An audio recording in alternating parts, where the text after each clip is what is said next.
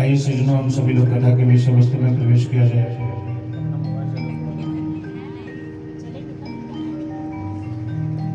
कल रात्रि काल की कथा में आप लोगों में से किसी को याद है कि कल कथा कहाँ पे विराम हुई थी? अनपढ़ हैं, जो पढ़े लिखे नहीं हैं, उनको भगवान की प्राप्ति नहीं होती होगी। बोले ऐसा भी नहीं है। अगर ऐसा होता सज्जनों, तो आप विचार करिए कि जिस समय गजेंद्र के पैर को ग्राह खींच रहा था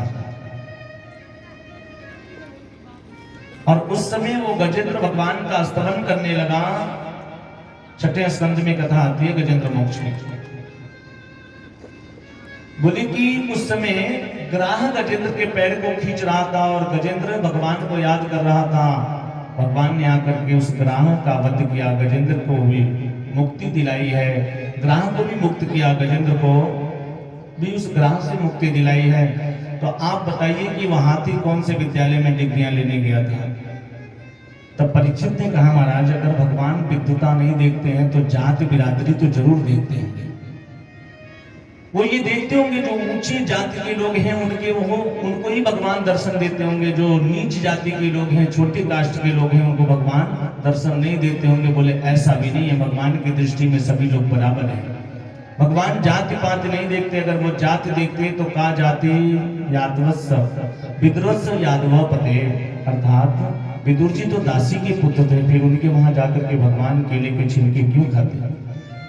परीक्षित ने कहा कि महाराज ये विदुर कौन थे और उनके वहां भगवान ने जाकर के केले के छिलके क्यों खाया? ये बात हमें बताइए ना, मेरी बड़ी जिज्ञासा हो रही है। आज सुखदेव जी परीक्षित को विदुर जी की बात बताने जा रहे हैं। वही विदुर जी की कथा मैं आप लोगों को बताने जा रहा हूं। सच बोले कि जिस समय सभी कौरव पांडवों के साथ अन्याय कर रहे थे, उन्हें लाक्षागृह में जला करके मारने का षड्यंत्र किया जा रहा था, तब कौरवों के पिता धृतराष्ट्र के पास विदुर जी आकर के विदुर जी धृतराष्ट्र से कहते हैं। और उस समय विदुर जी कौरवों के महामंत्री हुआ करते थे। विदुर जी बहुत बड़े नीतिज्ञ थे सज्जनों। आज भी हमें विदुर नीति की पुस्तकें पढ़ने के लिए मिलती है। विदुर जी ने आकर के धृतराष्ट्र से कहा कि हे राजन, ये बाहर की आंखें तो आपकी पहले से अंधी हैं, लेकिन अपने अंदर की आंखों को खोल करके देखो। आपके पुत्र कौरव पांडवों के साथ जो अन्याय कर रही है उचित नहीं है। अन्याय के वृक्ष पे कभी फल नहीं लगा करता है। इसलिए आप अपने पुत्रों को मना करिए, पांडवों के साथ जो अन्याय कर रहे हैं वो ठीक नहीं है। अगर पांडव आपका सम्मान करते हैं, कुछ नहीं कहते हैं, तो इसका मतलब ये नहीं कि पांडव कमजोर है। और ये बात विदुर जी जब धृतराष्ट्र को समझा रहे थे, इतने में दुर्योधन वहां पहुंच जाता है।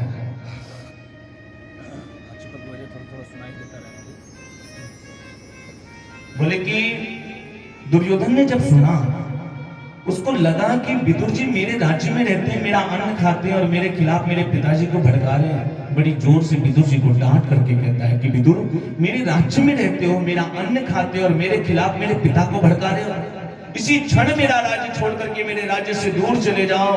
विदुर जी तुरंत उठ करके खड़े होकर दुर्योधन से कहते हैं कि पुत्र, हे दुर्योधन, अगर मेरी बातों से तुम्हें तकलीफ हुआ है तो मैं अपनी बातों को वापस तो नहीं ले सकता, लेकिन आपको कष्ट देने का मेरा कोई मंतव्य नहीं था।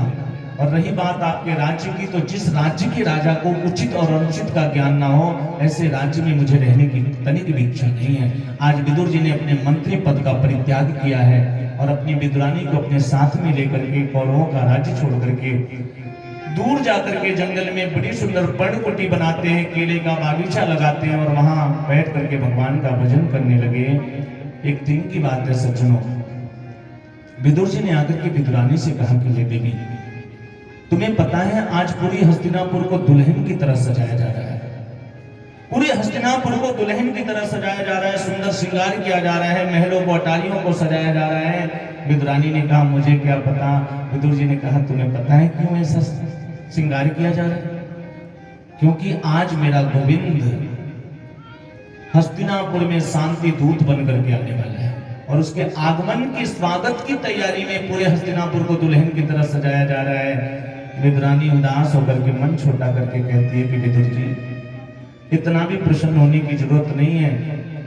अब तो आपका मंत्री का पद भी नहीं रहा, भला आपको महल के अंदर कौन जाने देगा। अगर भगवान वहां आएंगे भी, कन्हैया वहां आ भी जाएंगे तो आप उनसे मिल नहीं सकते हो, क्योंकि आपके मंत्री का पद भी समाप्त हो गया है, आपको उस राज्य से निष्कासित कर दिया गया है। विदुर जी का भाव देखिए। विदुर जी ने कहा कि देवी, मैं उससे मिलूं या ना मिलूं, लेकिन उस भीड़ में अगर एक नजर भी मैं उसको देख लूंगा, वो मुझे देखे या ना देखे, लेकिन मैं उसको देख लूंगा ना, तो समझो कि मुझे सब कुछ मिल जाएगा। और उस भीड़ में खड़ा होने से तो मुझे कोई रोक नहीं सकता है ना, वहां तो जाने से कोई मुझे रोक नहीं सकता है। आज विदुर और विदुरानी दोनों एक साथ जाते हैं, लाखों लोगों की भीड़ लगी है। इधर दुर्योधन ने कपटपूर्ण मित्रता का परिचय देते हुए हजारों लोगों की व्यवस्था किया है कि जब केशव का रथ उधर से आएगा तो उनके ऊपर पुष्पों की बारिश करना। कुछ लोगों की व्यवस्था किया है आरती करने के लिए। इधर से भगवान का रथ आ रहा है, लाखों लोगों की भीड़ में विदुर और विदुरानी एक खंबे से सत्य का करके चुपचाप खड़े हैं।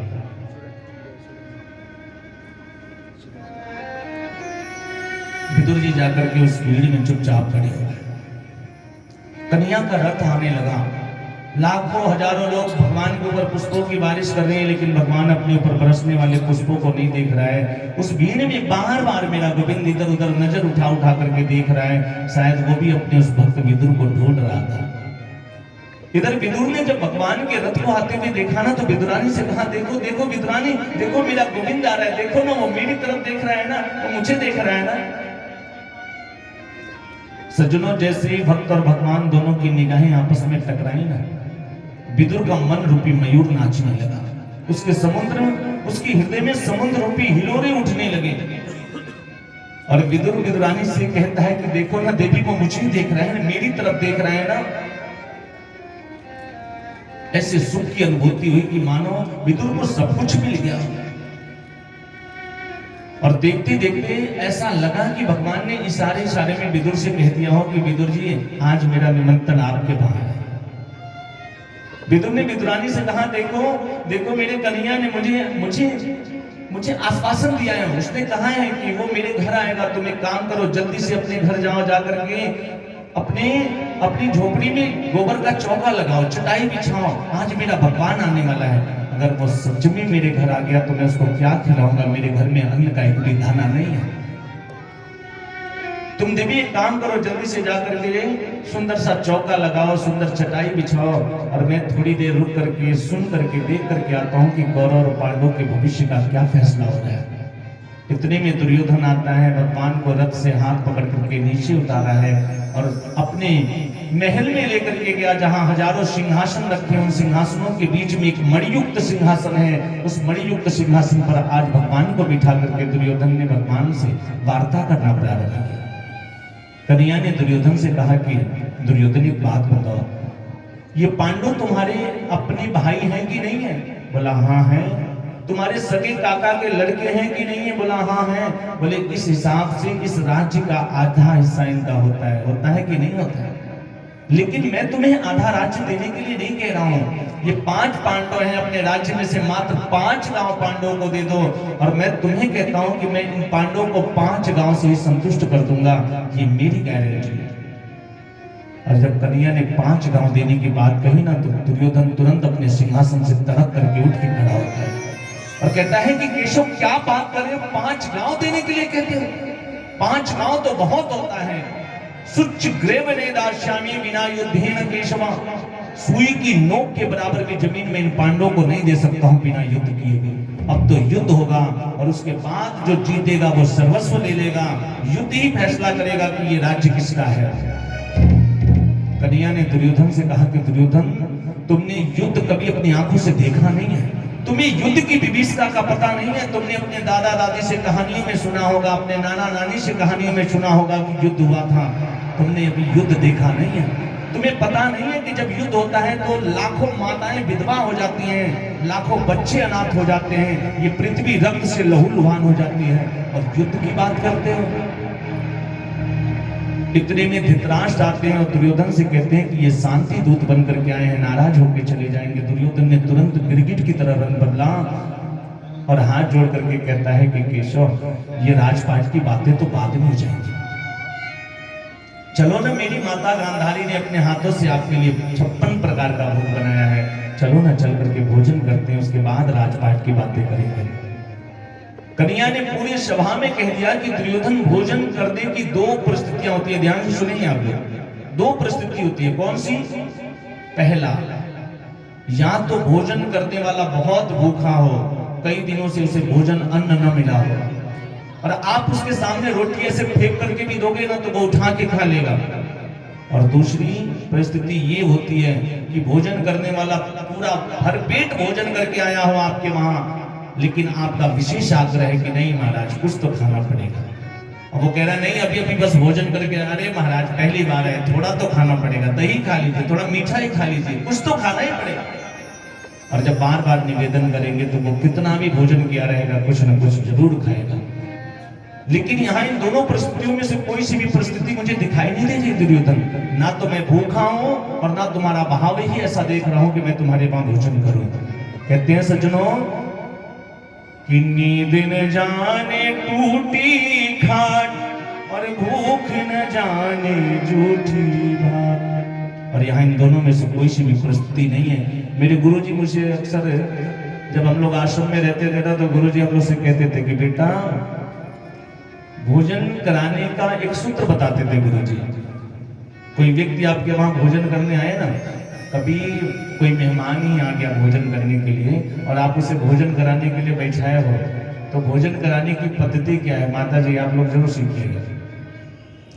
अगर वो भोजन करते करते आपसे कहता है कि एक रोटी और दे दीजिए, तब तो उसको देना ही चाहिए, मांग रहा है। अगर वो नहीं मांग रहा है, आप उसके पास लेके जाइए, थोड़ा सा और ले लीजिए, नहीं नहीं नहीं, तब भी दीजिए। नाना ददाम मुहु ददाम, वो मांगता है तब भी दीजिए, नहीं मांगता है तब भी दीजिए। और नाना ददाम शिंकर्जमा, जब बिल्कुल थाली पे लौट जाए, नहीं नहीं अब बिल्कुल नहीं चाहिए, तब समझ जाइए कि अब इसको दीजिए। आजकल तो लोग ऐसे पूछते हैं, बाबू दुगोरी और ही नहीं, क्या